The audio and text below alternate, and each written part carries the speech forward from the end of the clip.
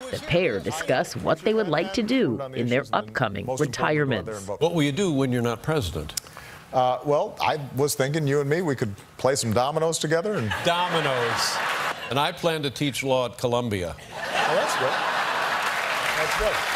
That's good. I think the question still remains to be seen, actually, about whether the public cares about the emails. What the public cares about, at least Hillary Clinton thinks. We are living in an incredibly complicated time in American history. It is not a time for easy answers or glib answers or one-liners or applause lines. Those are all great. That's part of campaigning. But at the end of the day, we need a president who has both the experience and the understanding to deal with the complexity of the problems that we face. The Republican presidential field just got a lot more crowded. Today, especially, we had two candidates jump in. Carly Fiorina, former businesswoman, HP executive, expected to be the only woman to run in this race on the Republican side, which is a big deal, especially because we have Hillary Clinton as the overwhelming favorite on the Democratic side. Carly Fiorina is staking out a position as really the anti-Hillary candidate to some extent. Ben Carson, of course, also launched today in Detroit. And that is why today I am announcing that I'm running for President of the United States. Former Florida Governor Jeb Bush officially jumping into the 2016 presidential race within the last hour. The other Spanish-speaking Floridian in the race is Senator Marco Rubio. The question is whether the public is weary of establishment candidates. And there are some polls that suggest they are, particularly the younger generation. Once a party favorite with 21% support among conservative voters in March, Bush now polls at 10%, putting him in the middle of the pack. His late entry into the race allowed him to line up major donors, but it cost him momentum. Well, from Miami, Jeb Bush travels to the early primary and caucus states of New Hampshire and Iowa, where he trails other Republicans, notably Scott Walker of Wisconsin. Wendy?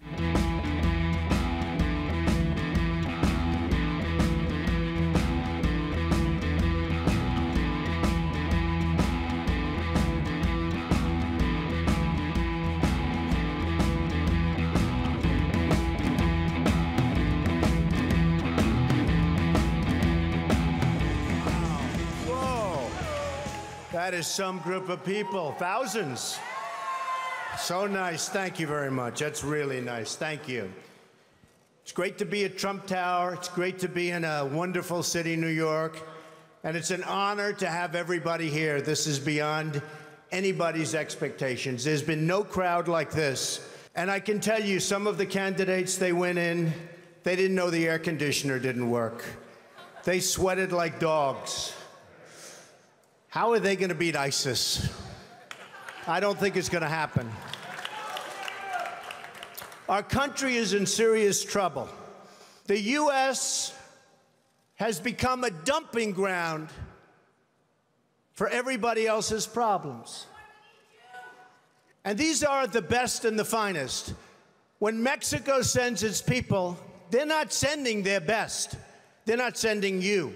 They're not sending you. They're sending people that have lots of problems, and they're bringing those problems with us. They're bringing drugs, they're bringing crime, they're rapists, and some, I assume, are good people. But I speak to border guards, and they tell us what we're getting. And it only makes common sense. It only makes common sense. Well, you need somebody, because politicians are all talk, no action. Nothing's going to get done. They will not bring us, believe me, to the promised land. I watch the speeches of these people, and they say, the sun will rise, the moon will set, all sorts of wonderful things will happen. And people are saying, what's going on? I just want a job. Just get me a job. I don't need the rhetoric. I want a job. I've watched the politicians. I've dealt with them all my life. They will never make America great again. They don't even have a chance.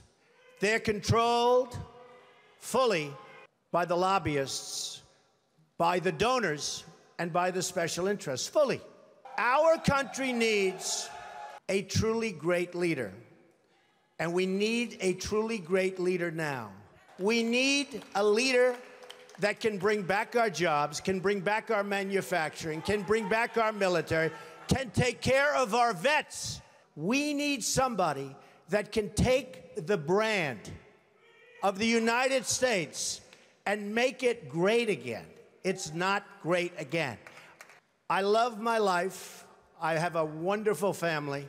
They're saying, Dad, you're going to do something that's going to be so tough. You know, all of my life I've heard that a truly successful person, a really, really successful person, and even modestly successful, cannot run for public office. Just can't happen. And yet that's the kind of mindset that you need to make this country great again. So, ladies and gentlemen, I am officially running for President of the United States, and we are going to make our country great again.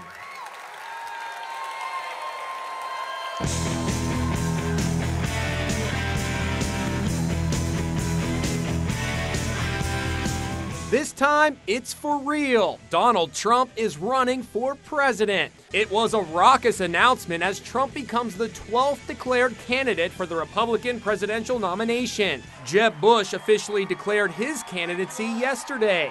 You're fired. So how will the host of Celebrity Apprentice stand out from the competition? Trump also released details of his closely guarded finances for the first time, showing he has about $9 billion in assets from his business empire. So, Jenny, could he actually win? No freaking way! This week, Donald Trump said some things that were pretty out there about Mexicans coming across the U.S. border. Today in Las Vegas, Hillary Clinton said some things at the NALEO meeting that could be interpreted as a reply to Mr. Trump.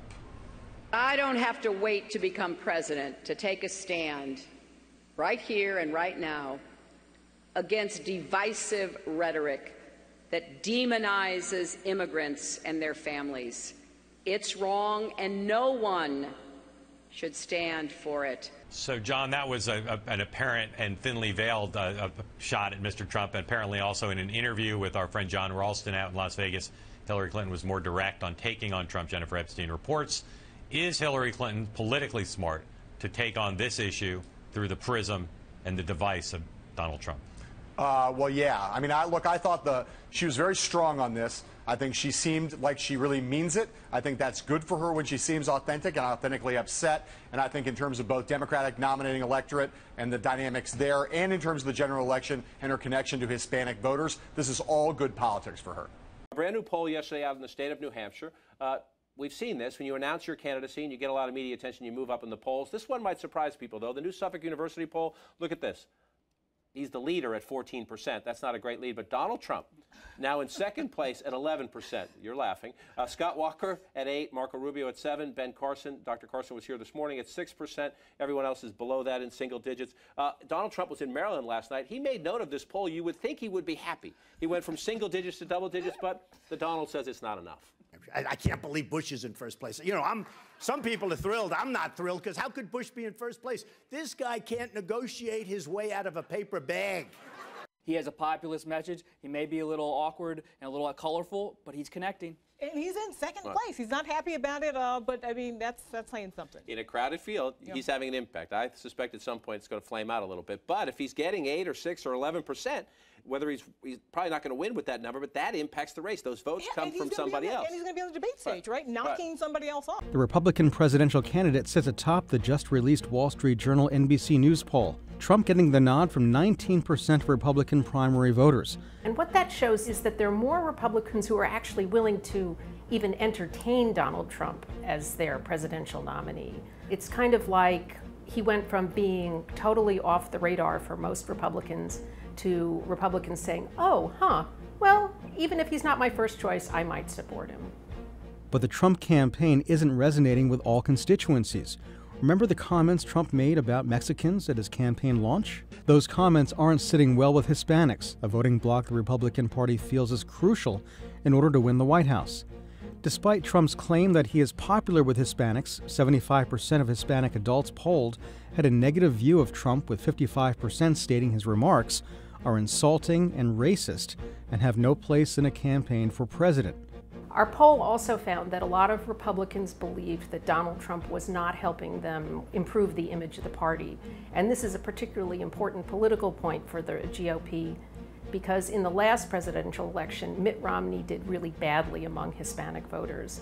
Let's talk polls. First of all, Washington Post poll on Monday, great news for you. A huge lead in the Republican field. Quinnipiac poll came out today, though, not so good news for you. In the general election voters, Colorado, Iowa, Virginia, you have the worst favorability ratings of anyone, Republican or Democrat. Negative favorability ratings of almost 2-1. Hillary Clinton also did badly. What do you think? I haven't seen it. I really don't know. I haven't seen it. Do negative favorability ratings worry you?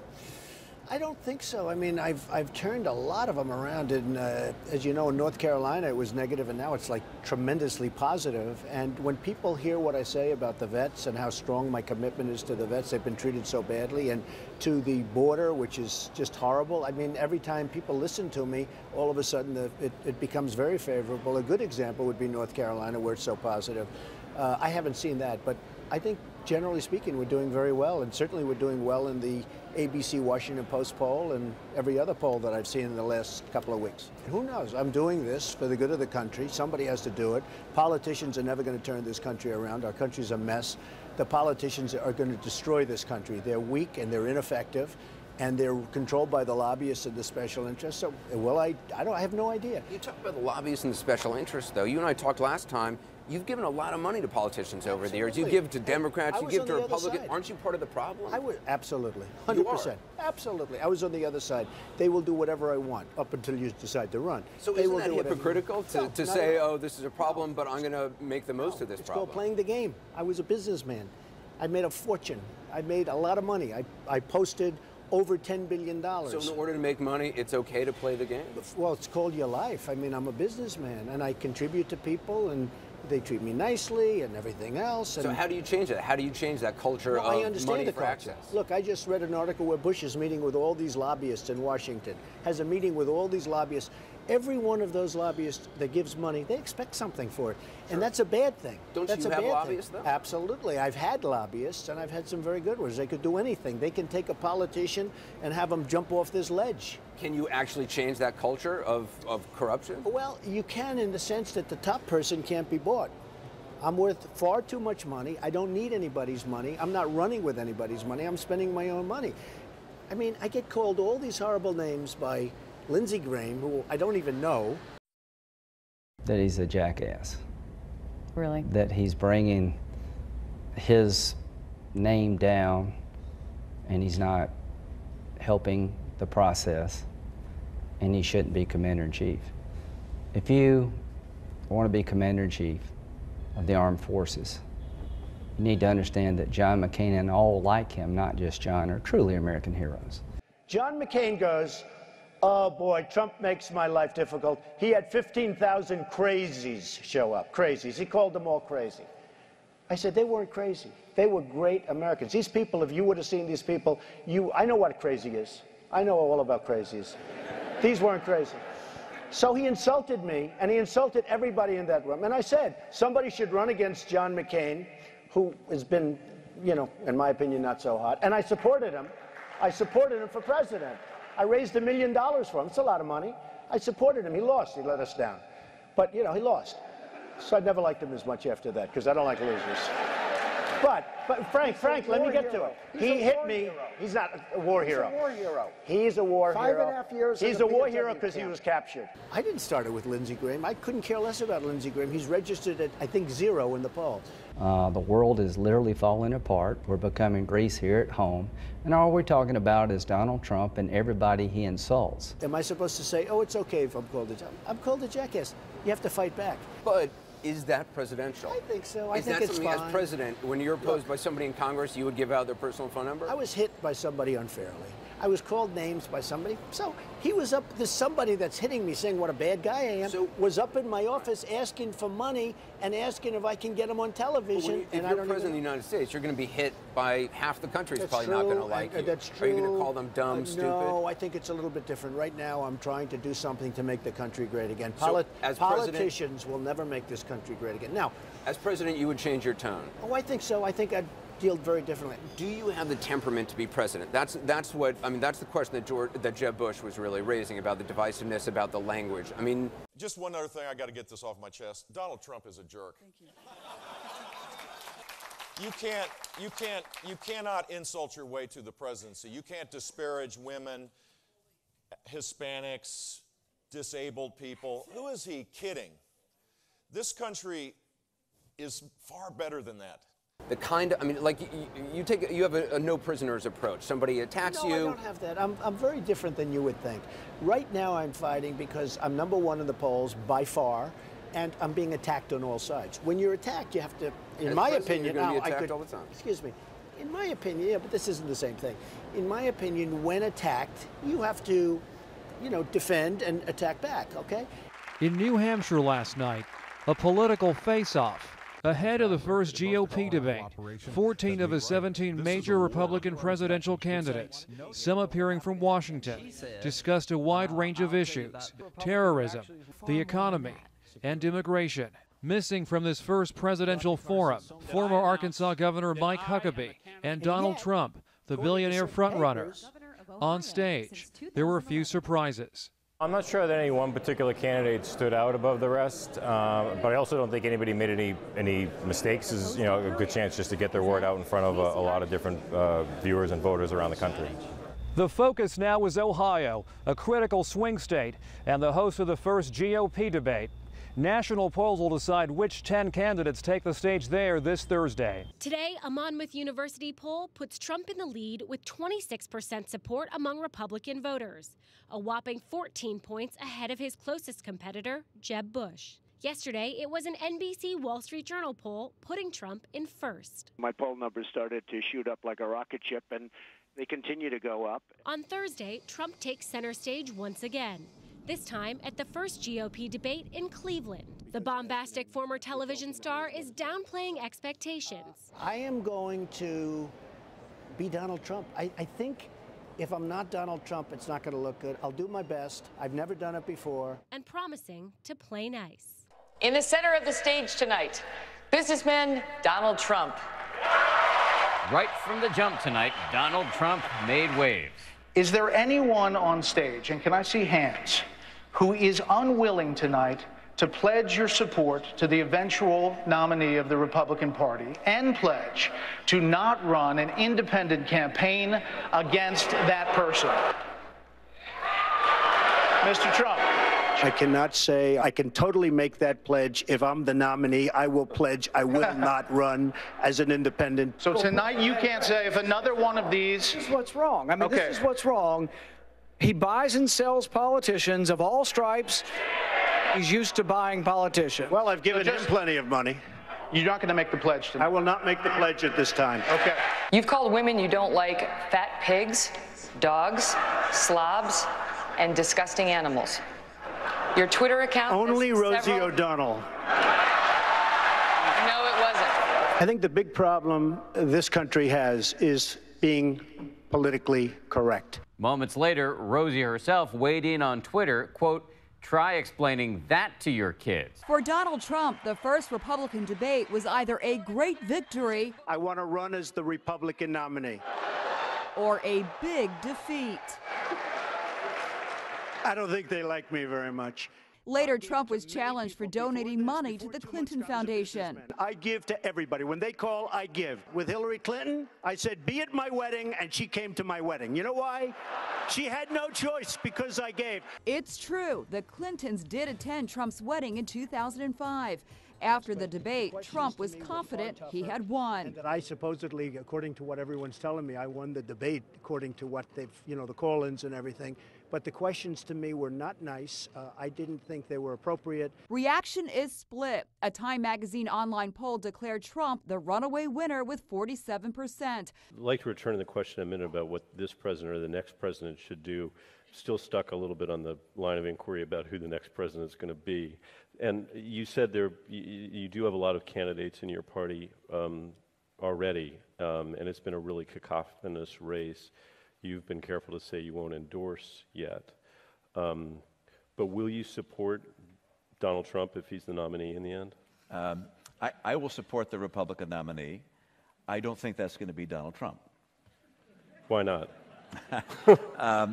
My party has historically nominated someone who's a mainstream conservative. Somebody criticized me the other day because they asked me what I do, and I said, I'm going to bomb the shit out of them. It's true. I don't care. I don't care. They've got to be stopped.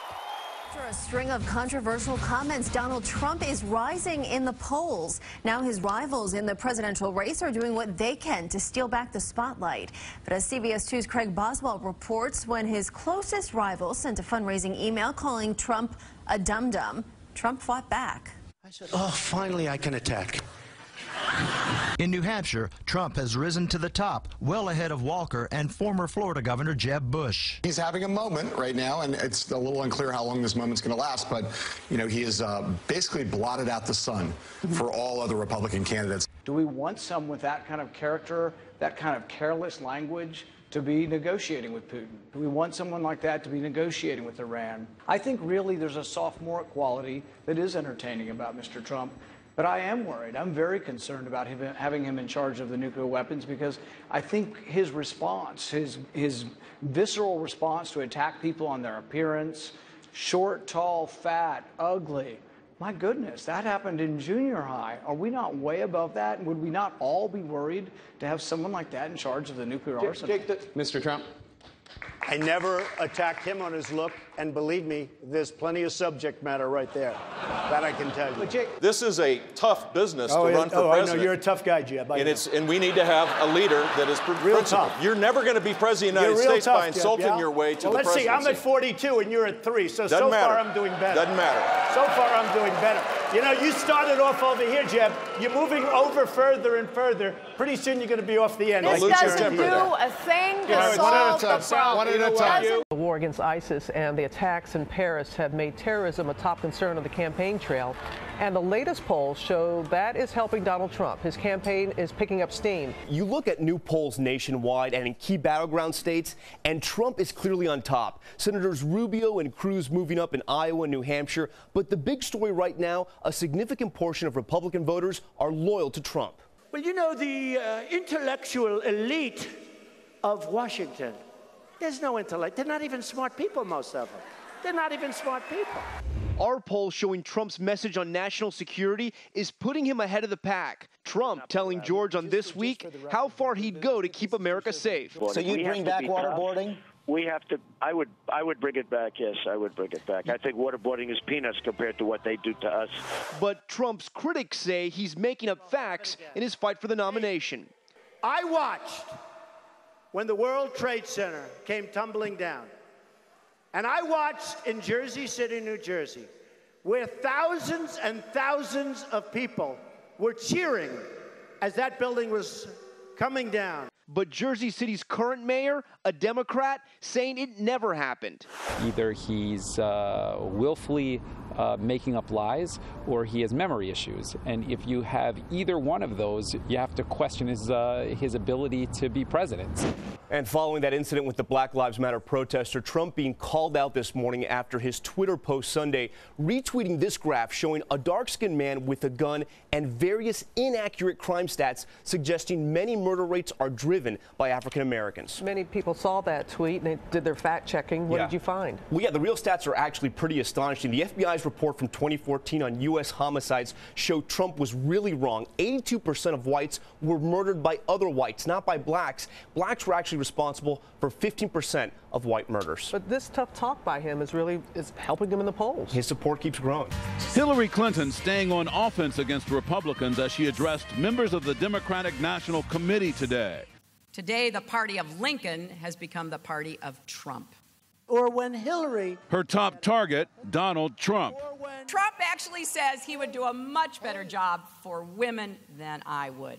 Now, that's a general election debate that's going to be a lot of fun. I do use hairspray, that I say. Clinton clearly has been keeping an eye on the outspoken Republican frontrunner, including his insistence yesterday that famous coif is his own hair. If anyone wonders if mine is real, here's the answer. The hair is real, the color isn't. And come to think of it, I wonder if that's true for Donald, too. But behind the scenes at this Democratic huddle, lingering questions about Clinton's use of a private email server while Secretary of State. Well, all I can tell you is what I've been telling you for months, which has the benefit of being true and factual, and that is that I never sent any classified material nor received any marked classified. Clinton's rivals, meanwhile, made their pitches to the party's power brokers. We need a movement which takes on the economic and political establishment, not one which is part of that establishment. Notably absent from the meeting, Vice President Biden, who is expected to announce this fall whether he'll join the Democratic field. President Obama said if Biden decides to run, it'll be up to the voters to decide. You just focus on maybe the biggest showman on the stage, you lose. Bill and Hillary Clinton have known Trump for years. He contributed to her Senate campaigns and their family foundation. They attended his wedding. She tried to distance herself from Trump today. I didn't know him that well. I mean, I knew him. I knew him, and I happened to be planning to be in Florida, and I thought it'd be fun to go to his wedding because it's always entertaining. Now that he's running for president, it's a little more troubling. She doesn't have the strength or the stamina to be president. She just doesn't. She doesn't. I know her. You ever notice she'll go in one of these things and she'll do something, and it's, by the way, the crowds are like 200 people.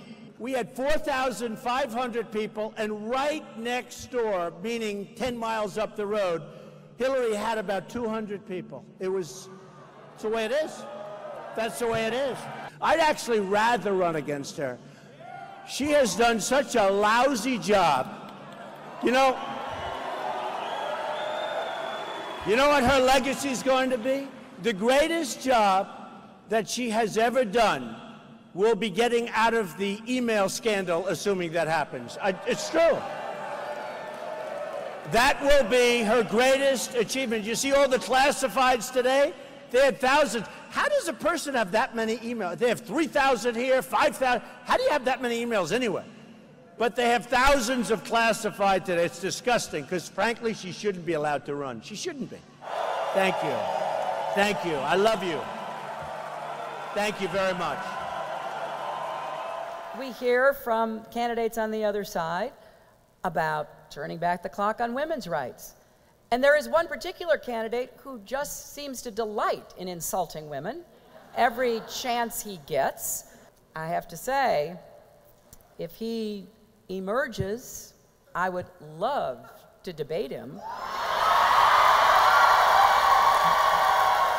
You know, the question on the women, I didn't say many of those things. They said something, and they were giving out some words, and I don't remember that on The Apprentice, and I don't know where they got some of these words, to be honest with you. The Rosie O'Donnell insults, which he admits to, are pretty well known by now. That said, when it comes to making disparaging remarks about other women other than Rosie O'Donnell, there are many to choose from.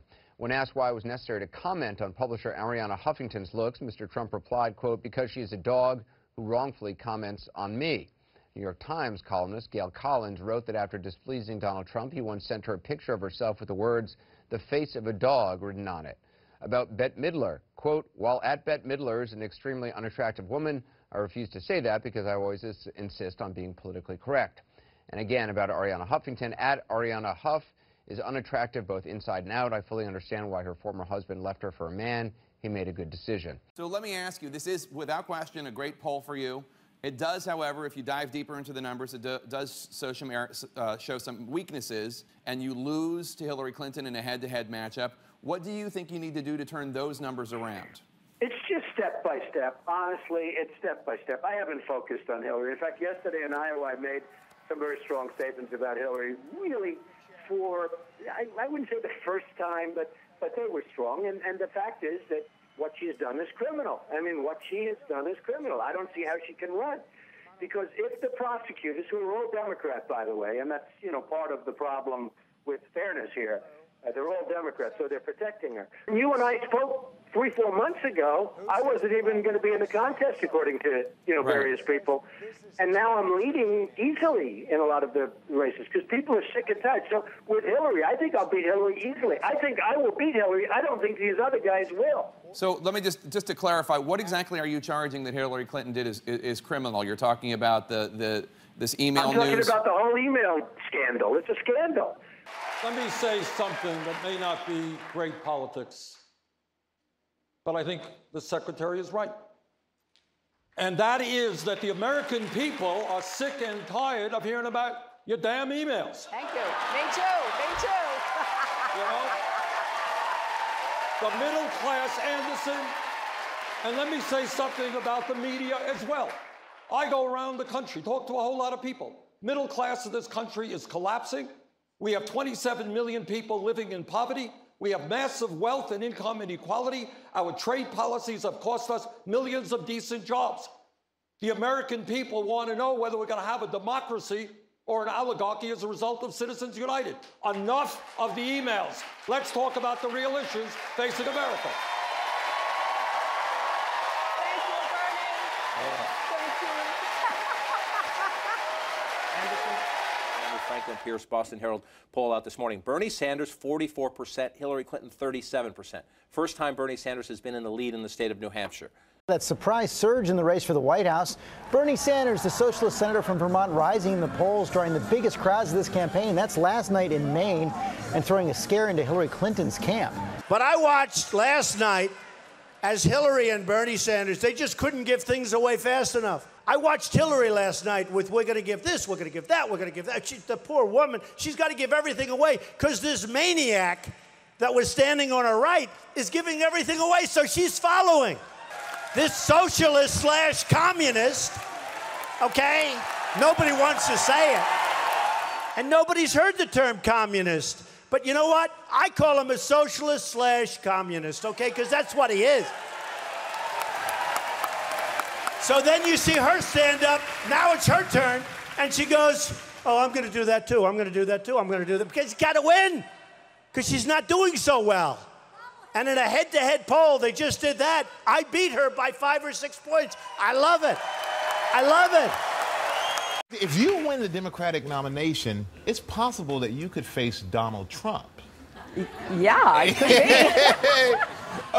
be. You know, why do you think he's so polarizing and getting so much attention right now? Well, he's a great showman. I mean, he really knows how to grab attention and hold on to it and milk it for all it's worth. And, you know, he was a reality TV personality, right, and you learn a lot doing that. So he's very comfortable in front of a camera, and he just gets the biggest kick, it appears, in saying really outrageous things. And, you know, some of it is, you know, a little bit humorous, and a lot of it's hurtful.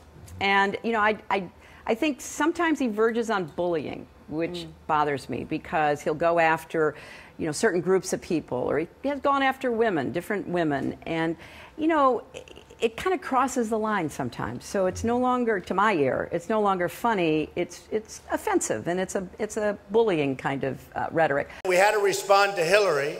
She came out with that. No. She came out, remember, she wrote, she said, he's demonstrated a penchant.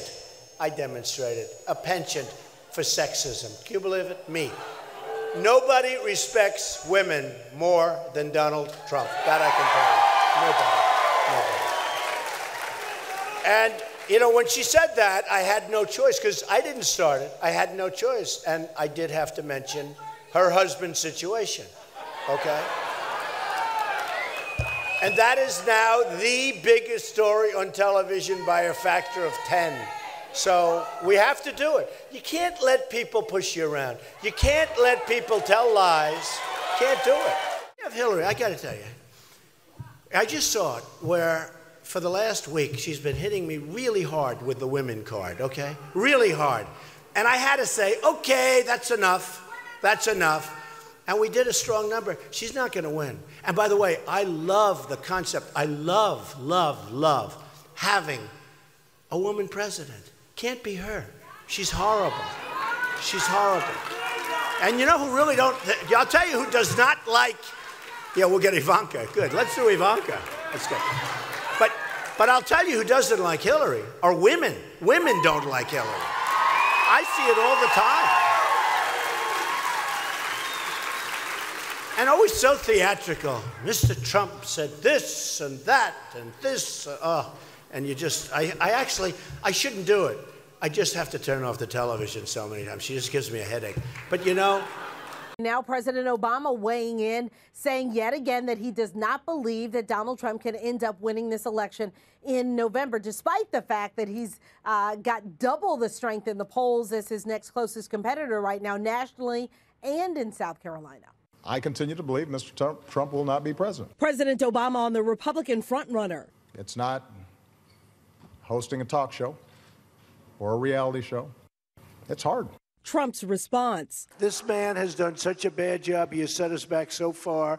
And for him to say that actually is a great compliment. Trump's double-digit lead in our latest NBC News SurveyMonkey national poll mirrors what's happening in South Carolina. We love South Carolina. Let's go. He's got twice as much support as Ted Cruz, who's battling it out for second with Marco Rubio. This election has to be about making a difference. On the other hand, Jeb Bush, a distant fourth in Palmetto State polls. I will be a commander-in-chief, not an agitator-in-chief. He insists no matter where he finishes, South Carolina is not the end of his campaign.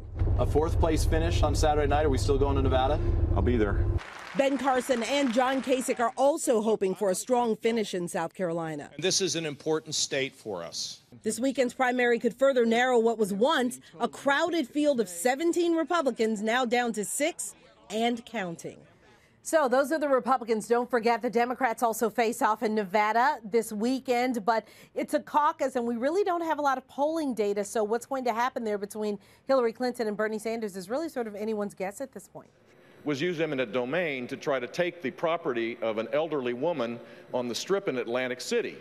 That is not public purpose. That is downright wrong. And here's the problem with that. All right, okay. The problem was it was to tear down. It was to Jeb tear wants down. to be. He wants to be a tough guy. He wants to be a tough guy It tonight. was to tear down I didn't the take house, the property. and the net result was you tried. I didn't and take you the lost property. in the court. The woman ultimately didn't want to do that. That is not true. And the it was simple great that fact I is, didn't. to turn this into a limousine parking lot for his casinos is not a public use. And in Florida, based on what we did, we made that impossible. It is part of our Constitution. That's the better approach. That is the conservative approach. Mr. Trump, take 30 seconds. Let me just, he wants to be a tough guy. A lot of times, you'll have, and it doesn't work very well with How tough is it to take property from an elderly woman? Let me talk. Quiet. How tough is it? A lot of times, that's all of his donors and special interests out there. So, that's what it is. If he builds the wall the way he built Trump Towers, he'll be using illegal immigrant labor to do it. The second. So cute. Such a cute soundbite. But here's the guy that buys a house for $179,000. He sells it to a lobbyist who's probably here for $380,000, and then legislation is passed. You tell me about this guy. Folks, raise your hand if you're a first-time caucus participant. I've heard from a Republican source familiar with turnout, again, just on the Republican side, saying that they are on pace for a record-breaking night. Based on the early entrance polls that we're getting, it looks like there's a three-man race on the Republican side. Donald Trump, Ted Cruz, and Marco Rubio. This is what a capacity crowd looks like. Real-time voting as you're looking at it, real-time counting, live on international television. Ted Cruz maintaining a lead. He's got 30% to 27% for Donald Trump, 19% for Marco Rubio. Donald Trump's worst nightmare tonight appears to be Marco Rubio. Ted Cruz's best gift tonight appears to be Marco Rubio. Look at how close it's getting right now. 50% for Hillary Clinton, 49% for Bernie Sanders, 73% of the caucus sites reporting it's getting closer and closer and closer.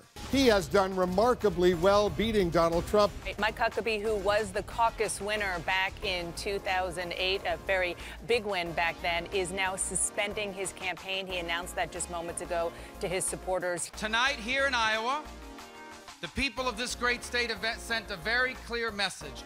God bless the great state of Iowa. Once again, all the pundits were wrong about Donald Trump, but this time they were overestimating him. There was record turnout, all these new Iowa caucus goers, and yet they weren't turning out for him as so many pundits thought they would be. OMG, as they say. Take a look at this. Hillary Clinton, Bernie Sanders, 49.8% for Hillary Clinton, 49.6% for Bernie Sanders. That's with 90% of the vote in. It doesn't get a whole lot closer than that. Des Moines, Polk County. Someone on Twitter says it's a drinking game every time I say Polk County, so load up, folks. Wow, what a night, an unbelievable night. Iowa, thank you. This outcome tonight ensures that this race is going to go on for months and months on the Democratic side. So, on June 16th, when we started this journey, there were 17 candidates. I was told by everybody, do not go to Iowa. You could never finish even in the top 10. And I said, but I have friends in Iowa. I know a lot of people in Iowa. I think they'll really like me. Let's give it a shot. They said, don't do it. I said, I have to do it. And we finished second. And I want to tell you something. I'm just honored. I'm really honored. And I want to congratulate Ted, and I want to congratulate all of the incredible candidates, including Mike Huckabee, who's become a really good friend of mine. So congratulations to everybody. Congratulations. I want to thank all of the folks that worked with us. We had a great team, and we will continue to have a great team. And we're just so happy with the way everything worked out. I just want to thank my family. They have been so amazing and so supportive. And we've had every indication. We're going now on. We have a poll. We're at 28 points ahead, okay? New Hampshire, we love New Hampshire. We love South Carolina. I will say this. I don't know who's going to win between Bernie and Hillary. I don't know what's going to happen with Hillary. She's got other problems, maybe bigger than the problems she's got in terms of nominations. But we've had so many different indications and polls that we beat her, and we beat her easily. And we will go on to get the Republican nomination, and we will go on to easily beat Hillary or Bernie or whoever the hell they throw up there. Iowa, we love you. We thank you. You're special. We will be back many, many times. In fact, I think I might come here and buy a farm. I love it, okay? Thank you. Thank you, everybody. Thank you. Thank you very much. Look, I think the goal here is to elect a Democratic Senate, elect a Democratic president, and get to work immediately to get comprehensive Did you support the Minutemen, Senator? Did you support the Minutemen? I'm sorry? Did you support the Minutemen as Secretary of Defense? Of course not. There was a piece of legislation supported by dozens and dozens of members of the House which codified existing legislation. What the Secretary is doing tonight, and has done very often, is take large pieces of legislation and take pieces out of it. No, I did not oppose the bailout or the support of the automobile industry. No, I do not support vigilantes, and that is a horrific statement, an unfair statement to make. I will stand in terms of my political career, fighting for workers, fighting for the poorest people in this country. Madam Secretary, I will match my record against yours. But it means so much more right now because you have lost 7 of the last 8 contests. And you can tell how much is at stake because the exchanges between you and Senator Sanders are heating up. Well, as I said, I would take Bernie Sanders over Donald Trump any day, all day. But I do think that in the course of the campaign, I have been drawing contrasts between my plans, which have been well thought out and presented, and I've told people how we would pay for them, who they would help. Because I think when you run for president of the United States, you have to level with the American people. You have to tell them, okay, if you vote for me, here is what I'm going to try to do. This is an ABC News special. We are going to win at every single level. Are you guys us ready to win an election? The time for games is over. We can win. We are poised to have a very good night. There's never been a road to a Super Tuesday quite like this before. I call him Little Marco. That's what he is. He's Little Marco. Have you seen his hands? You know what they say about men with small hands. He repeatedly declined to denounce the KKK. For lying, he's the best I've ever seen. It's the biggest voting day of the year before Election Day. I'm not just promising free this and free that and free everything. HUD campaign is funded by Wall Street and big money interests. 7 candidates, 12 states, over 1,600 delegates up for grabs. So, could it all come down to this one night? It'll be huge. From ABC News, this is Super Tuesday. Now reporting from ABC's Times Square election headquarters, George Stephanopoulos. Good evening and welcome to Super Tuesday, the biggest night of voting, the most surprising presidential race of our lifetime, a pivotal and dramatic moment for our entire country. Because this country belongs to all of us, not just those at the top. Not just to people who look one way, worship one way, or even think one way. America prospers when we all prosper. America is strong when we're all strong. And we know we've got work to do. But that work is not to make America great again. America never stopped being great.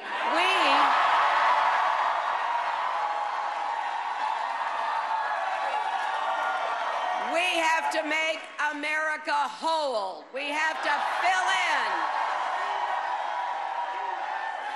in what's been hollowed out. Make America Great versus Make America Whole. There was Hillary Clinton right there. And let's get a sense of the sweep of her victory tonight as well, winning 6 states, starting out in the South. Alabama, there she is in the state of Alabama, 78-19 over Bernie Sanders. In the state of Georgia, 72-28, more than half the voters in Georgia African American. Tennessee, same story, 63-35, Hillary Clinton over Bernie Sanders. This was a big one in Texas. Hillary Clinton also beating Bernie Sanders. You see that number, 68-31, strong Hispanic vote there as well. Home state of Arkansas, lived there for 18 years. Hillary Clinton 69-27 for Bernie Sanders. And in that pivotal swing state of Virginia, 64 Hillary Clinton, 35 Bernie Sanders. Here was Cecilia Vega. You've covered this Clinton campaign from the start. They had laid out those firewalls in the South from the beginning. Yeah, George, the road for Super Tuesday success for Hillary Clinton was through the South. And I was down there this week with her in South Carolina and in Virginia. And I can tell you that is Clinton country. I interviewed so many voters. Many of them had no idea even who Bernie Sanders was or what he stood for. I'm talking with Clinton sources tonight. They are confident that this nomination will be hers. They are not ready to say it outright yet. One source telling us that the path to the nomination, when you lose this much in delegate-rich states, just does not seem to add up for Bernie Sanders right now. But look, still, Massachusetts is a toss-up right now. They thought they may have had one in the bag. It doesn't look like that's the case just yet. Already we've won 5 major states, and it looks like we could win 6 or 7 or 8 or 9. It's really been great. I want to congratulate Ted on the winning of Texas. He worked hard on it, and I know how hard he worked, actually. And so I congratulate Ted Cruz on that win. That was an excellent win. We're going to make America great again, folks. We're going to make it great again. And, you know, I watched Hillary's speech, and she's talking about wages have been poor, and everything's doing badly, but we're going to make it. She's been there for so long. I mean, if she hasn't straightened it out by now, she's not going to straighten it out in the next 4 years. It's just going to become worse and worse. She wants to make America whole again, and I'm trying to figure out what is that all about. Make America great again is going to be much better than making America whole again. So a relatively calm Donald Trump right there, setting his sights on Hillary Clinton. You saw Chris Christie, who endorsed him earlier, late last week, behind him as well. But let's get a sense of the sweep of that victory by Donald Trump. He won in the South. Let's start out Alabama. He won in the state of Alabama. He won in the state of Georgia, Tennessee, Virginia, Massachusetts. There you see him right there. There are the states right there as we see them up. Ted Cruz coming in second right there in Georgia. And in the state of Tennessee, Donald Trump again, Ted Cruz again, second, Marco Rubio hitting that all-important 20% threshold. In the state of Virginia, a little bit closer there, Marco Rubio came in second on the strength of in Northern Virginia, the strength of his showing Northern Virginia, and then in the Northeast for Donald Trump. Massachusetts, nearly 50% of the vote right there, 49%. He has now gone through a hostile takeover of the Republican Party. He's beginning to fire the senior management of the Republican Party, and he's conducting it in a way with the customers of the Republican Party, which is the voters. And it's going to be very difficult for the Republicans to be in the same place they were as a party in the aftermath. And John Carl, one of the things he's been served by this entire campaign, a divided opposition. The opposition going to remain divided after tonight's stunning. Every single one of the other candidates in this race says they're going to stay in. Oh, absolutely. So this Super Tuesday is Trump Tuesday, and not just because he comes out of here with a huge delegate lead, but because every one of his main opponents, Kasich, Rubio, Cruz, they all see a reason to stay in this race. So Donald Trump tonight is stronger than ever. His opposition is as divided as ever. Tom Yamas, you have been with the Trump campaign from the very beginning, and I was struck by the difference between that victory speech right there, a victory press conference, and that opening speech he gave at Trump Tower back in June. A relatively subdued Donald Trump tonight. Yes, subdued, but George, so much hasn't changed. As you mentioned, it was a press conference. It wasn't even a victory party. The only supporters there were Eric Trump and Chris Christie. The rest were just reporters and other journalists covering Donald Trump. His strategy hasn't changed. He is campaigning in front of the cameras, and what did he do? He had a couple jokes about Ted Cruz, about Hillary Clinton, about Senator Marco Rubio, and then a lot of confidence. They are romping tonight, and they hope to take this momentum into the future state. Hillary Clinton lost to Bernie Sanders in New Hampshire by 22 percentage points, the biggest victory in a contested Democratic primary there since John F. Kennedy. But it looks as though Clinton and Sanders are leaving the Granite State with the same number of delegates in their pockets because Clinton has the support of New Hampshire's superdelegates, these party insiders. What do you tell voters who are new to the process, who says this makes them feel like it's all rigged? The unpledged delegates are a separate category. The only thing available on the ballot in a primary and a caucus is the pledged delegates, those that are tied to the candidate that they are pledged to support, and they receive a proportional number of delegates going into our convention. Unpledged delegates exist really to make sure that party leaders and elected officials don't have to be in a position where they are running against grassroots activists. We are, as a Democratic Party, really highlight and emphasize inclusiveness and diversity at our convention, and so we want to give every opportunity to grassroots activists and diverse, committed Democrats to be able to participate, attend, and be a delegate at the convention. And so we separate out those unpledged delegates to make sure that there isn't competition between them. I'm not sure that answer would satisfy an anxious young voter, but let's move on. And as I suspend my campaign today, I have renewed faith, deeper faith, that the Lord will show me the way forward. But after tonight, it is clear that while we are on the right side, this year, we will not be on the winning side. While it is not God's plan that I be president in 2016 or maybe ever, and while today my campaign is suspended, the fact that I've even come this far is evidence of how special America truly is. From the beginning, I've said that I would continue on as long as there was a viable path to victory. Tonight, I'm sorry to say, it appears that path has been foreclosed. We gave it everything we've got, but the voters chose another path. And so, with a heavy heart, but with boundless optimism for the long-term future of our nation, I'm proud of the campaign that we've run to unify our country and to advocate conservative solutions that would give more Americans the opportunity to rise up and reach their God-given potential. But the people of Iowa and New Hampshire and South Carolina have spoken, and I really respect their decision. So tonight, I am suspending my campaign. Yeah. Friends, delegates, and fellow Americans, I humbly and gratefully accept your nomination for the presidency of the United States.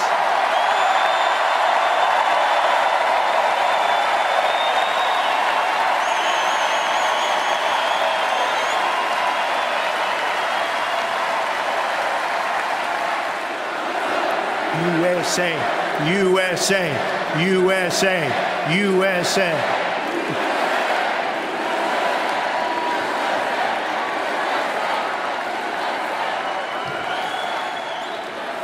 Who would have believed that when we started this journey on June 16th last year, we, and I say we, because we are a team, would have received almost 14 million votes, the most in the history of the Republican Party, and that the Republican Party would get 60% more votes than it received 8 years ago. Who would have believed this? Who would have believed this? The Democrats, on the other hand, this is what I mean. None of us can raise a family, build a business, heal a community, or lift a country totally alone. America needs every one of us to lend our energy, our talents, our ambition to making our nation better and stronger. I believe that with all my heart. That's why Stronger Together is not just a lesson from our history. It's not just a slogan for our campaign. It's a guiding principle for the country we've always been and the future we're going to build, where love trumps hate.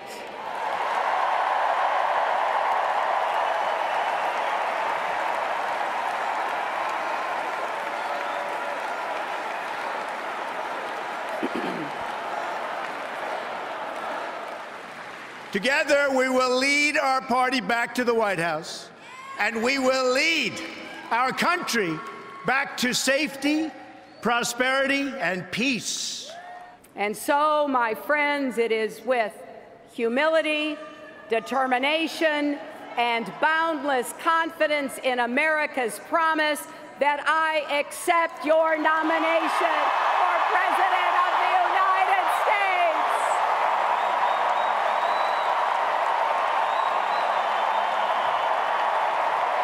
Hours after Hillary Clinton declared a historic victory as the Democratic Party's presidential nominee, Senator Bernie Sanders addressed his enthusiastic supporters and vowed to keep up the fight.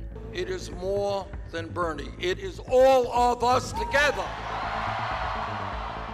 Sanders' comments came after a crushing loss in California and amid reports that he's laying off half of his staff. Throughout the primaries, Sanders received more than 10 million votes, won more than 20 contests, and raised more than $200 million. On Tuesday, he picked up 2 more states, Montana and North Dakota. Clinton's victory in California all but solidified her position at the top of the ticket. On Tuesday night, the White House issued a statement saying that President Obama called both Democratic candidates. The president congratulated Clinton on reaching a majority of delegates and thanked Sanders for energizing millions of Americans. While Sanders has yet to suspend his campaign, the fight is on to attract his supporters. Both Clinton and Trump made pitches to them in their speeches on Tuesday night. Hang on, Bernie. People in your party want you out. First, from the top, President Obama says the end is near. I think that there's been a healthy debate in the Democratic Party, and it's almost over. We have this sharp elbow from Senate Minority Leader and big Hillary supporter Harry Reid, who says sometimes you just have to give up. Adding, I've never been too good at math, but I can figure this one out. I think you'd better do a little mathing. I didn't even know that was a word. So put yourself back in the courtroom. You're going to do the final argument. You're Hillary Clinton. How do you get Bernie to step back. What's your final closing argument for him? You just say that there's no possible way. You cannot prove this case beyond a reasonable doubt. Ladies and gentlemen of the jury, the prosecutor does not have the evidence. They don't have the testimony. There's not an eyewitness. There's not a handgun. There's not fingerprints. There's not DNA. They can't do it. So if they can't do it, ladies and gentlemen, then you have to find for my client Hillary and find her not guilty of all the charges. All right, and Bernie, step aside. And what would Bernie say? Bernie would say, we are not in a courtroom. This is a democracy in the United States of America, and the future of the world depends on it. Your life is horrible. I will make it great. Woo! You know, to just be grossly generalistic, you could put half of Trump's supporters into what I call the basket of deplorables.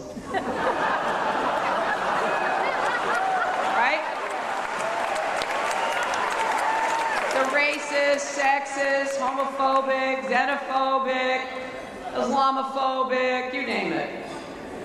And unfortunately, there are people like that. And he has lifted them up. He has given voice to their websites that used to only have 11,000 people, now have 11 million. He tweets and retweets. They're offensive, hateful, mean-spirited rhetoric. Now, some of those folks, they are irredeemable, but thankfully they are not America. But the other basket, and I know because I look at this crowd, I see friends from all over America here. I see friends from Florida and Georgia and South Carolina and Texas, and as well as, you know, New York and California.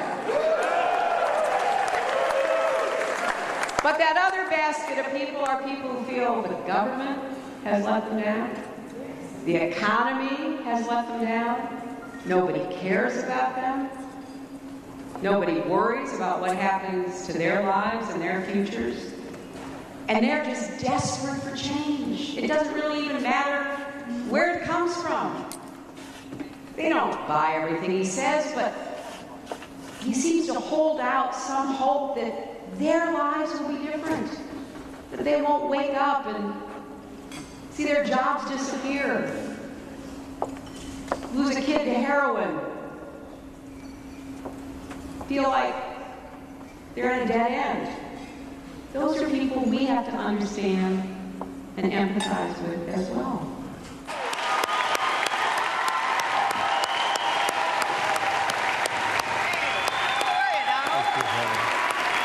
And look at her website.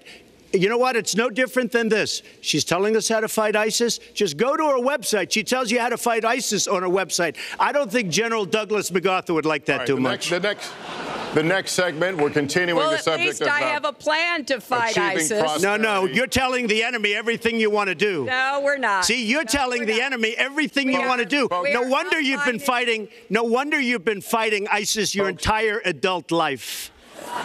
Folks, go to the fact checkers, get to work. I will release my tax returns against my lawyer's wishes when she releases her 33,000 emails that have been deleted. As soon as she releases them, I will release my tax returns, and that's against my lawyers. They say don't do it. Well, I think you've just seen another example of bait and switch here. So you've got to ask yourself, why won't he release his tax returns? And I think there may be a couple of reasons. First, maybe he's not as rich as he says he is. Second, maybe he's not as charitable as he claims to be. Or maybe he doesn't want the American people, all of you watching tonight, to know that he's paid nothing in federal taxes, because the only years that anybody's ever seen were a couple of years when he had to turn them over to state authorities when he was trying to get a casino license, and they showed he didn't pay any federal income tax. So he has a long record of engaging in racist behavior. And the birther lie was a very hurtful one. You know, Barack Obama is a man of great dignity, and I could tell how much it bothered him and annoyed him that this was being touted and used against him. First of all, I got to watch, in preparing for this, some of your debates against Barack Obama. You treated him with terrible disrespect. And I watched the way you talk now about how lovely everything is and how wonderful you are. It doesn't work that way.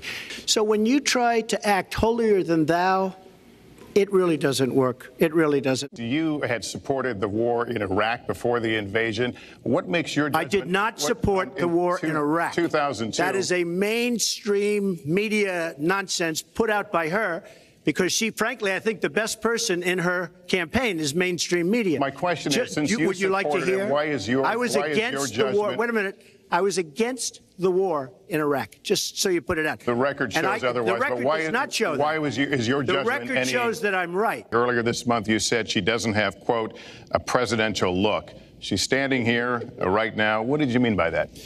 She doesn't have the look. She doesn't have the stamina. I said she doesn't have the stamina. And I don't believe she does have the stamina. To be president of this country, you need tremendous stamina. Well, as soon as he travels to 112 countries and negotiates a peace deal, a ceasefire, a release of dissidents, an opening of new opportunities in nations around the world, or even spends 11 hours testifying in front of a congressional committee, he can talk to me about stamina. The world, let me tell you, Hillary has experience, but it's bad experience. We have made so many bad deals during the last, so she's got experience, that I agree, but it's bad experience. You know, he tried to switch from looks to stamina, but this is a man who has called women pigs, slobs, and dogs. My thanks to Hillary Clinton and to Donald Trump and to Hofstra University for hosting us tonight. Good night, everyone.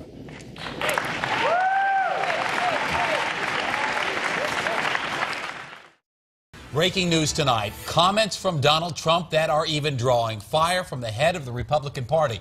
An open microphone caught Trump making vulgar comments about women in 2005 in a recording obtained by the Washington Post. And Denver 7 political reporter Marshall Zellinger is here with what was said by Trump and how he is now responding. Marshall?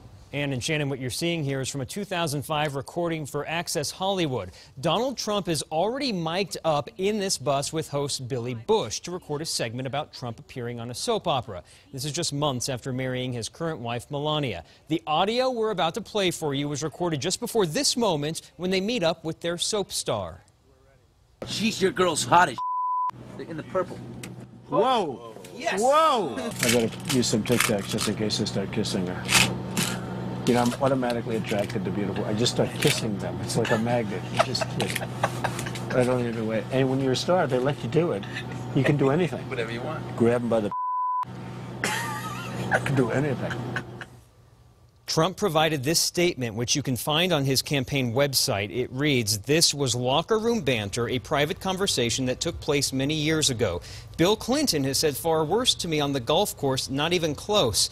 I apologize if anyone was offended." Okay, so why are we seeing this today? I don't know. And I've received tips over the last few months from video and audio from candidates locally that the video and audio dates back more than a year. And I always ask, why are we hearing it today? Why didn't we hear about it then? Who's been holding on to it and for how long? In this case, Donald Trump was, I guess, just a celebrity in 2005. Now he's running for president, and this is coming out 2 days before the next presidential debate and 10 days before ballots get mailed to us to vote in Colorado. I'm sure we haven't heard the last of it. No, that's for we sure. haven't. Marcia, All right. thanks very much. Thank you. These taxes were done within the legal parameters of the current tax code. But a lot of people are probably wondering how you're able to legally avoid paying taxes for 18 years. So CNN money correspondent Christina Alessi has been digging into this to get us some answers. What have you learned specifically about what these returns do tell us? Well, we know that key details are still missing because the New York Times doesn't have Trump's complete tax returns, and CNN can't confirm the authenticity of the documents that it does have. That said, here's what the Times is reporting. Trump declared a loss of $916 million in 1995.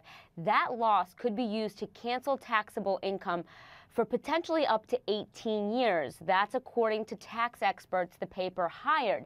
That means that even if Trump made $916 million in years after 1995, he could have potentially paid little or no tax on that income. How is this possible? It all comes down to something called a net operating loss, according to the Times.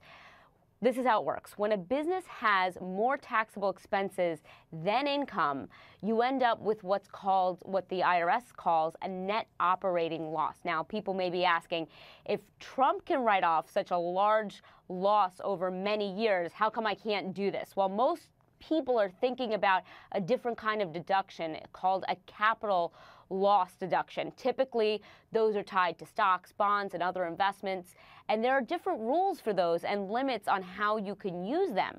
With Trump, we're most likely talking about loss from operating a business, which is the most common reason for a net operating loss, according to the IRS. Now, if Trump had much of his wealth tied up in these businesses, which it seems like he did, any of those losses in those businesses flowed directly to him. So he could use them to reduce his own tax bill in future years. Now, as you mentioned, it's important to note that all of this is allowable under current tax code. And the Trump campaign responded saying the candidate paid hundreds of millions of dollars in taxes, including property, real estate taxes.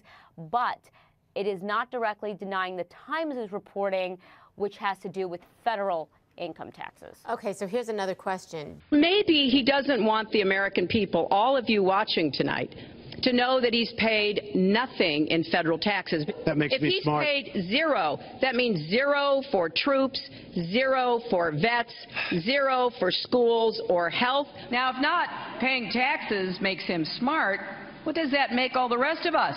First of all, we're talking about 26 years ago. Perfectly legal. We should get that straight immediately. This is a perfectly legal application of the tax code.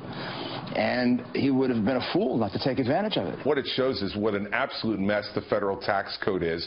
And that's why Donald Trump is the person best positioned to fix it. About Donald Trump's tax returns. In our Fox polls, does the fact that Donald Trump has not released his tax returns bother you, or is it no big deal? Bothers me, 46%, no big deal, 52%. Today, Trump tweeting, I know our complex tax laws better than anyone who's ever run for president, and I'm the only one who can fix them. Hashtag failing New York Times. And we are joined now by a big supporter of Hillary Clinton, her former opponent, Senator Bernie Sanders. Senator Sanders, thank you for coming in again this morning. I want to start out with that big New York Times story on Donald Trump and his taxes. We just heard Rudy Giuliani say it shows that Donald Trump is a genius. Your response? Yeah, well, if everybody in this country was a genius, we wouldn't, like Mr. Trump is, and not pay any taxes. We would not have a country. I think it's outrageous, and I think it speaks to one of the issues that Secretary Clinton is talking about, I have talked about. We have massive income and wealth inequality in this country today. Rich are getting richer, almost everybody else is getting poorer. And yet billionaires like Donald Trump are able to manipulate the tax system so that they avoid paying federal income tax. In addition to that, you got massive tax avoidance by large multinational corporations, $100 billion every single year. So if Mr. Giuliani thinks that Mr. Trump is smart and all the rest of us are dummies because we believe in America, we believe in our kids, we believe in national defense, well, I think they have a very distorted view of the American people and what this country is about. You can see that what Mr. Trump did, apparently here, according to the story, is legal, correct? Right. Well, it may, I don't know. But assuming that it is legal, what it tells you is you have a corrupt tax system, which says to ordinary people, you're supposed to pay your taxes. But if you're a billionaire, there are all kinds of loopholes that you can utilize that enable you, who may be a billionaire, not to pay anything in taxes. You know, Warren Buffett. You bragged that you have sexually assaulted women. Do you understand that?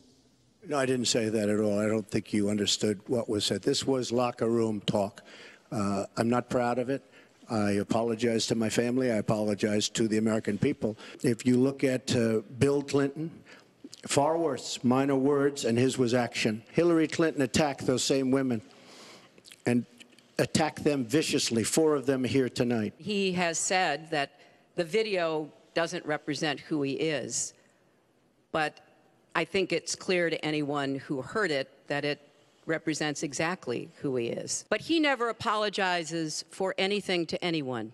He owes our country an apology, and he needs to take responsibility for his actions and his words. But when you talk about apology, I think the one that you should really be apologizing for, and the thing that you should be apologizing for, are the 33,000 emails that you deleted and that you acid washed. And then the 2 boxes of emails and other things last week that were taken from an office and are now missing. I didn't think I'd say this, but I'm going to say it. And I hate to say it.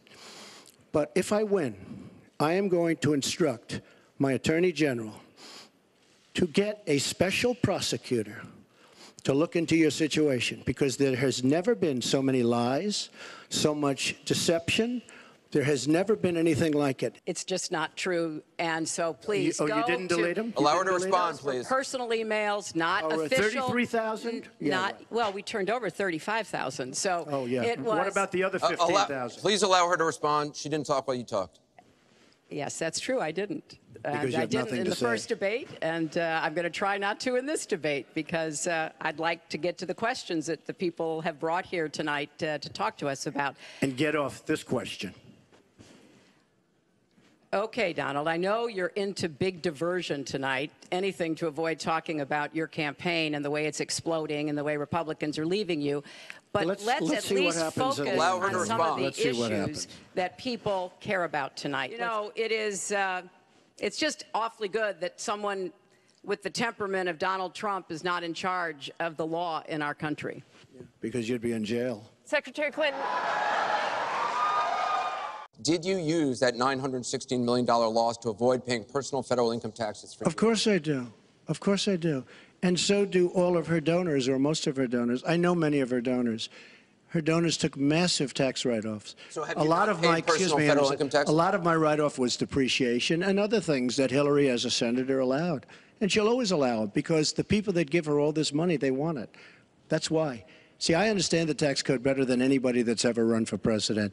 Hillary Clinton, and it's extremely complex, Hillary Clinton has friends that want all of these provisions, including they want the carried interest provision, which is very important to Wall Street people, but they really want the carried interest provision, which I believe Hillary's leaving.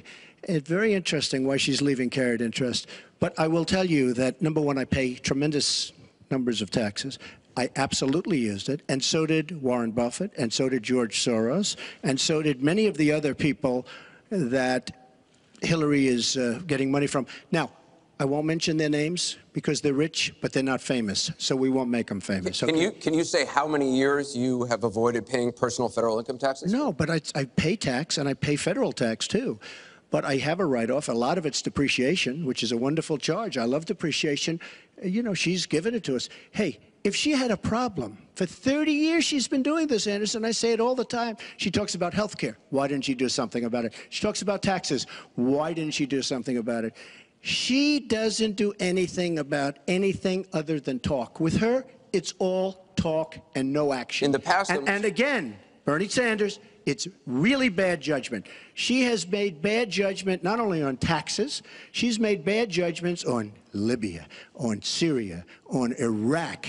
I mean, her and Obama, whether you like it or not, the way they got out of Iraq, the vacuum they've left, that's why ISIS formed in the first place. They started from that little area, and now they're in 32 different nations, Hillary. Congratulations. Great job. In hours, I said that I was sorry about the way I talked about that, because my argument is not with his supporters. It's with him and with the hateful and divisive campaign that he has run. We have a divided nation because people like her, and believe me, she has tremendous hate in her heart. And when she said deplorables, she meant it. Would either of you name one positive thing that you respect in one another? I respect his children. His children are incredibly able and devoted, and I think that says a lot about Donald. I will say this about Hillary. She doesn't quit. She doesn't give up. I respect that. I tell it like it is. But she does fight hard, and she doesn't quit, and she doesn't give up, and I consider that to be a very good trait.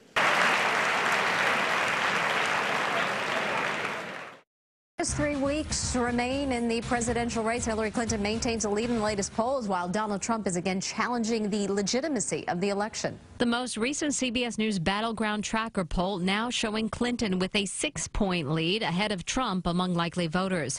Clinton jumping 10 points since last month with support among women. Trump dipping 4 points amid the multiple allegations from women accusing him of sexual assault. Trump himself tweeting, "That never happened, media rigging election." Trump and his team alleging the election is fixed. The Democrat Party and many of you in the media are working together to prevent the kind of change the American people long to see of a stronger and more prosperous America. Clinton's camp facing yet another embarrassing trove of hacked emails released by WikiLeaks, including some believed to be from her campaign chairman John Podesta, discussing how her failure to express remorse for her private email server would hurt her. The CBS News Battle Tracker showing that 55% of voters polled think Clinton has different motives in private than in public. Only 33% believe she tells the truth. Her running mate, Tim Kaine, alleging Russian hackers are trying to sway the election. Anybody who is going to try to cyber attack and then try to destabilize an election, you can't trust that they're going to maintain scrupulous honesty about the content of what they're dumping out for the world to see. Ladies and gentlemen, I want to make a major announcement today. I would like to promise and pledge to all of my voters and supporters, and to all of the people of the United States, that I will totally accept the results of this great and historic presidential election if I win.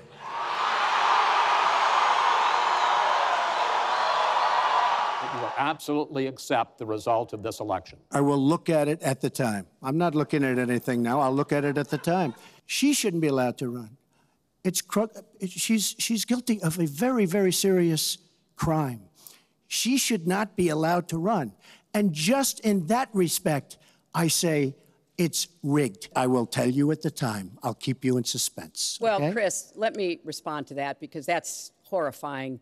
You know, every time Donald thinks things are not going in his direction, he claims whatever it is rigged against him. This is a mindset. This is how Donald thinks.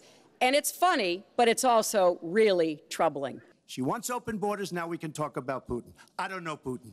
He said nice things about me. If we got along well, that would be good. Well, that's because he'd rather have a puppet as president of the United States. No puppet. And it's pretty clear. You're the puppet. It's pretty clear. So we are going to have the wealthy pay their fair share. We're going to have corporations make a contribution greater than they are now to our country. It could produce 10 million new jobs. By contrast, Donald's plan has been analyzed to conclude it might lose 3.5 million jobs. Why? Because his whole plan is to cut taxes, to give the biggest tax breaks ever to the wealthy and to corporations. Her plan is going to raise taxes and even double your taxes. Her tax plan is a disaster. Our jobs are being taken out by the deal that her husband signed, NAFTA, one of the worst deals ever.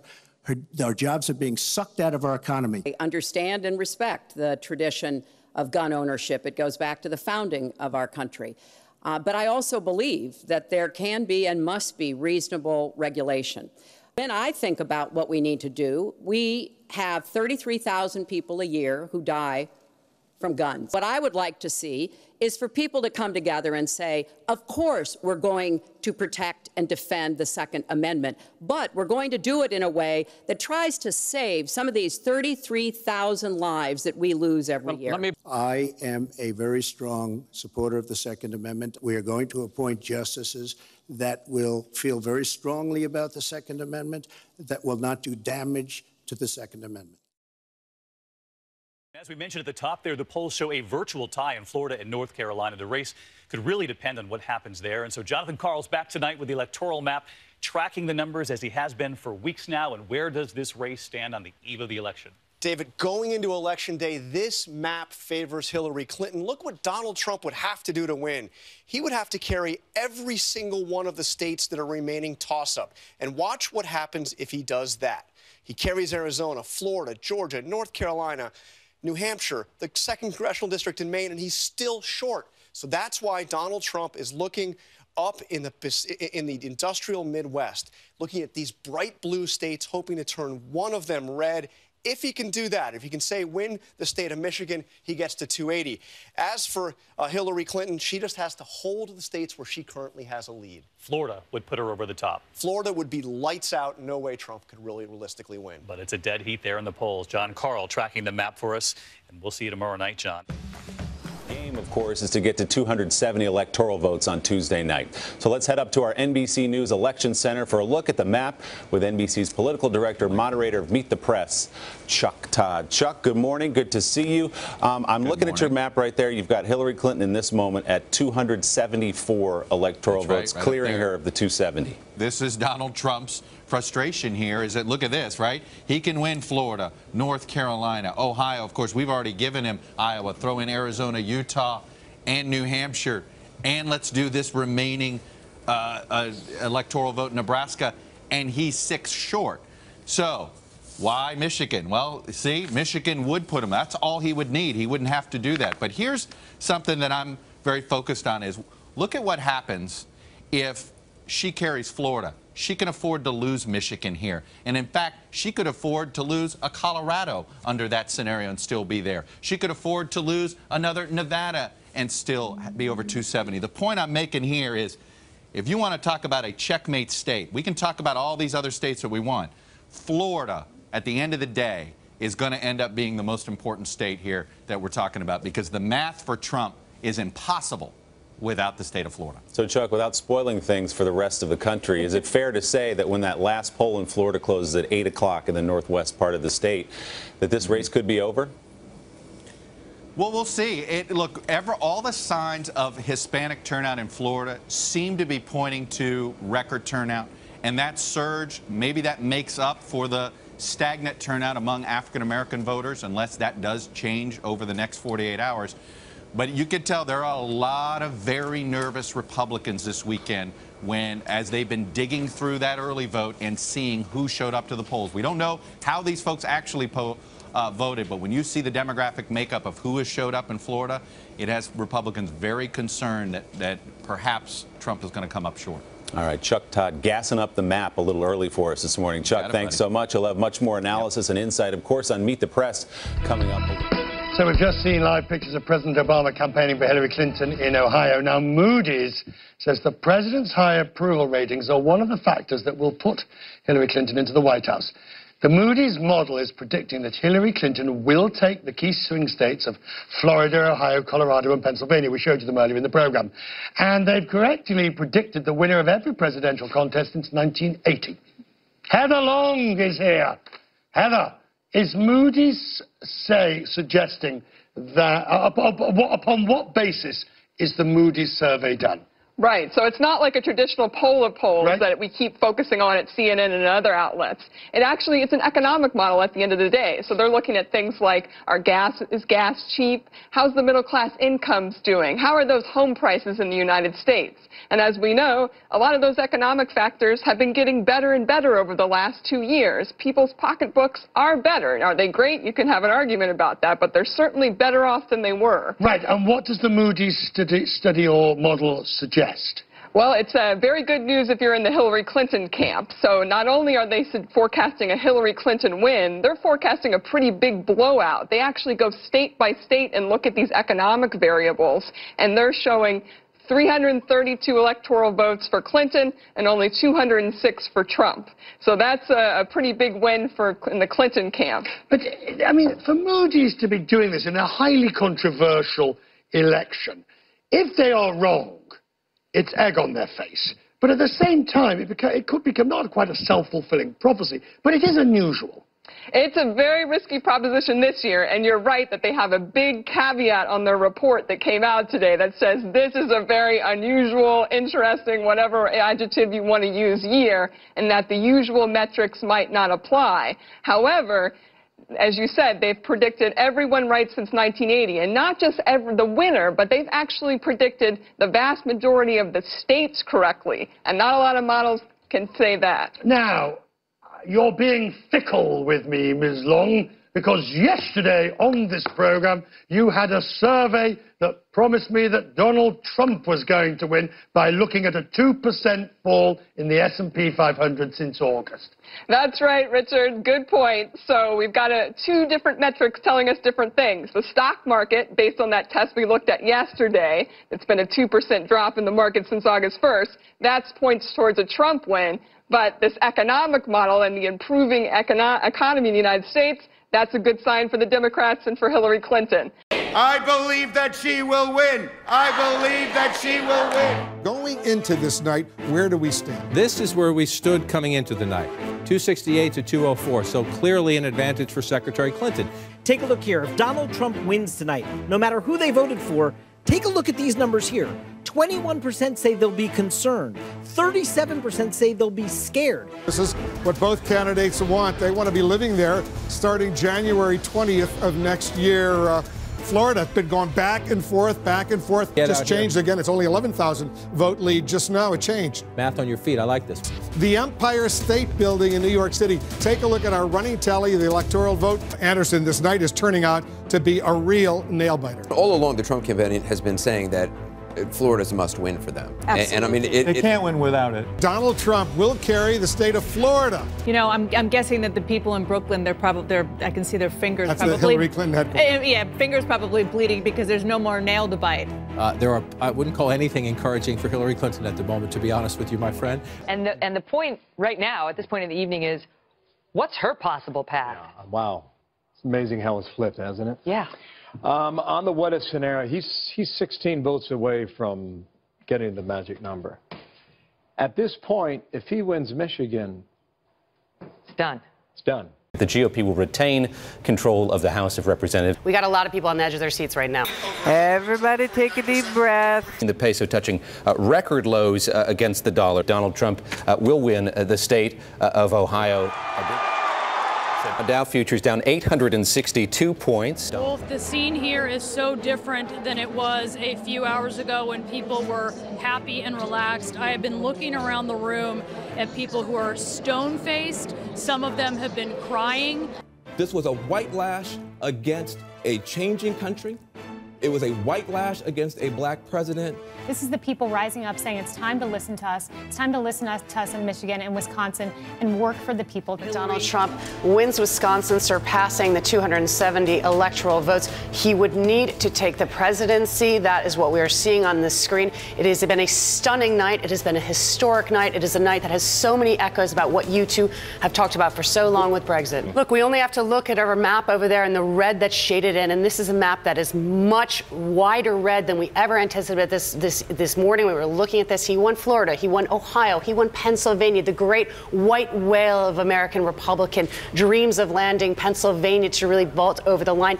He's won Wisconsin. We still have Michigan in play. We still have Arizona in play. And what we will see is, instead of this being Donald Trump being the true death knell from the Republican Party, what he's actually led tonight is a revival.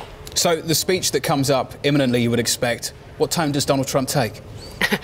Look, we've seen the reaction in the markets. They're reacting on uncertainty. They're reacting on some of his statements that he's made about what he's going to do, what kind of future we'll see for things like the Fed. So we see a panic in the market, no question. I believe that she will win. But no matter how loud they chanted, it wasn't to be. Instead, shock and a stunning defeat for Democrat Hillary Clinton. Life as we know it's going to be different now. Volunteers who gave hours and even years to Clinton sat in silence. While most pre-election polls pointed toward the first female president, in the end, voters spoke and revealed a larger problem nationwide. This is showing that there's this huge divide between sort of uneducated whites and minorities and educated whites. For a time, they sat embracing, consoling. Then they waited for their leader to give encouragement and finality to this night. But Hillary Clinton would not appear. Campaign manager John Podesta. Several states are too close to call, so we're not going to have anything more to say tonight.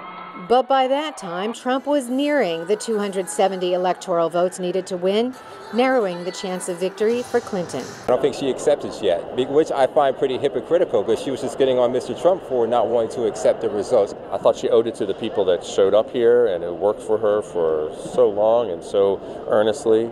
In the end, Clinton called Donald Trump to concede and congratulate him on his victory.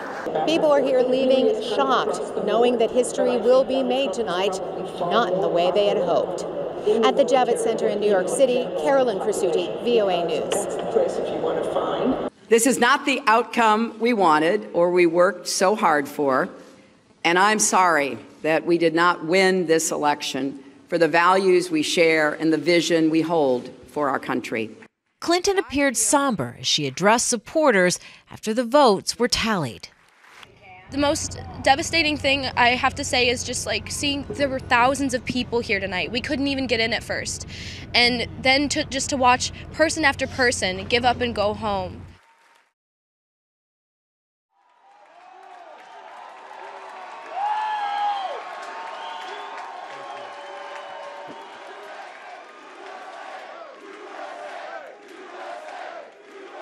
Thank you.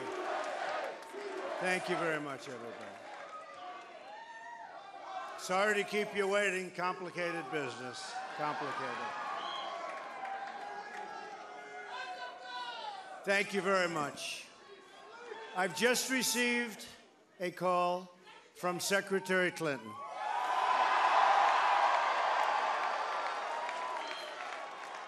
She congratulated us, it's about us, on our victory. And I congratulated her and her family on a very, very hard-fought campaign. I mean, she fought very hard.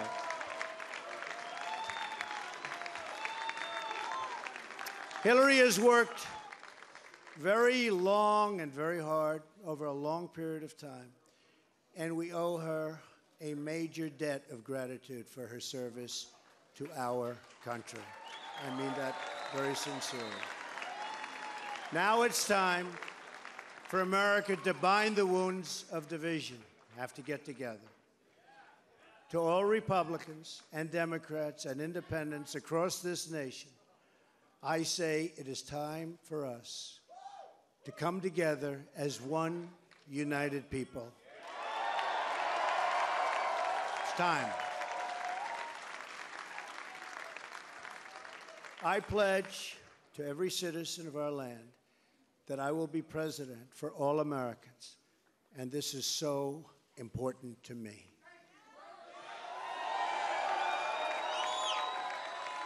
For those who have chosen not to support me in the past, of which there were a few people,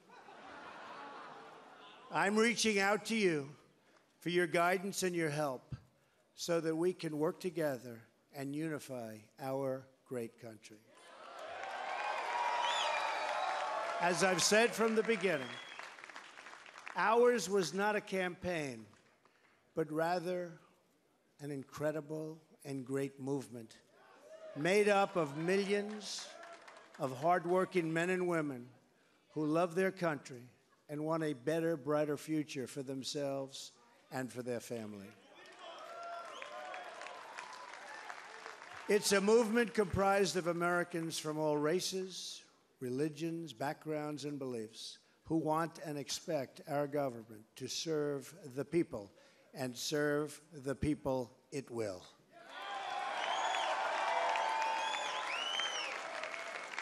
Working together, we will begin the urgent task of rebuilding our nation and renewing the American dream. The forgotten men and women of our country will be forgotten no longer.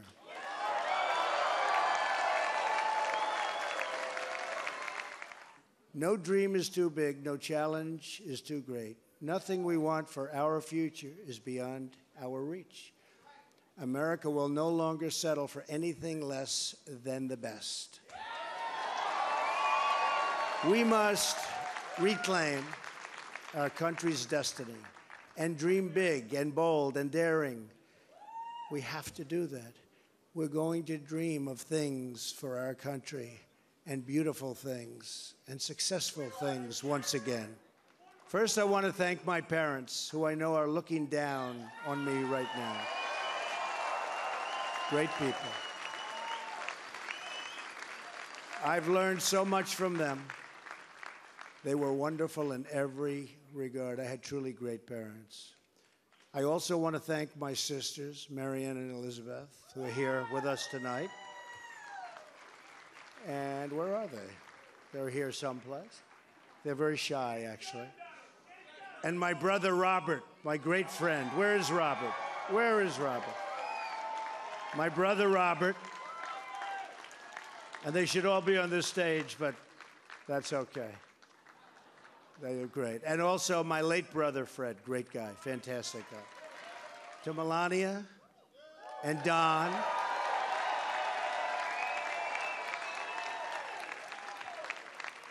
And Ivanka, and Eric,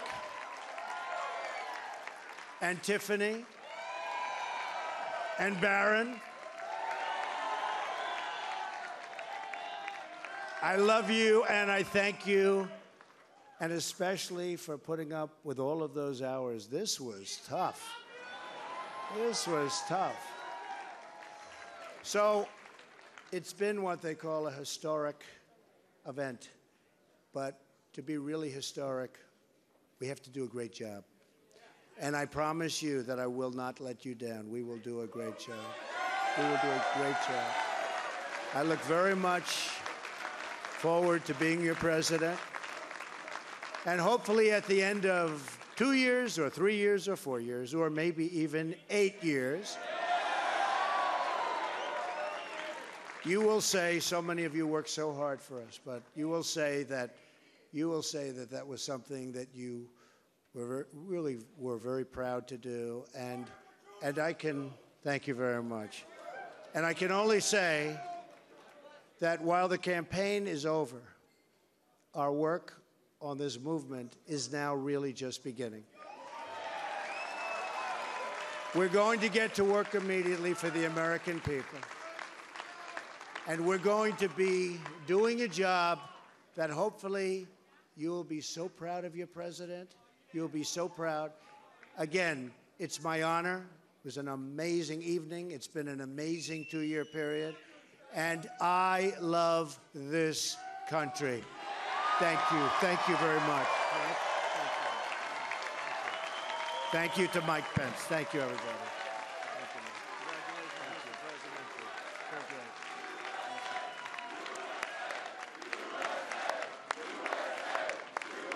For some people, the ultimate goal in life has been becoming the President of the United States. Would you like to be the President of the United States? I really don't believe I would run it, but I would like to see somebody as the President who could do the job, and there are very capable people in this country.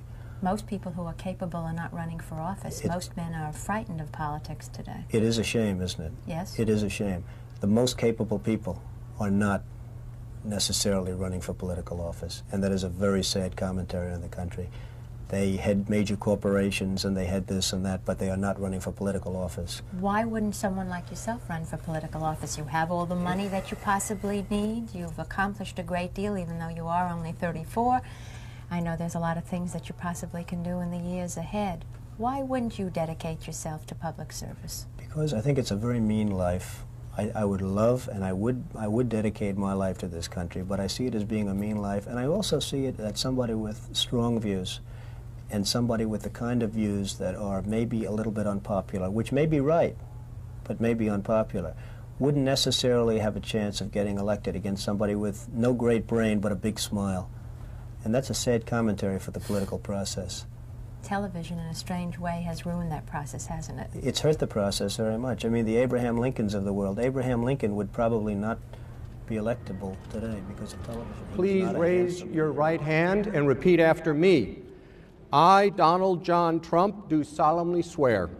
I, Donald John Trump, do solemnly swear. That I will faithfully execute.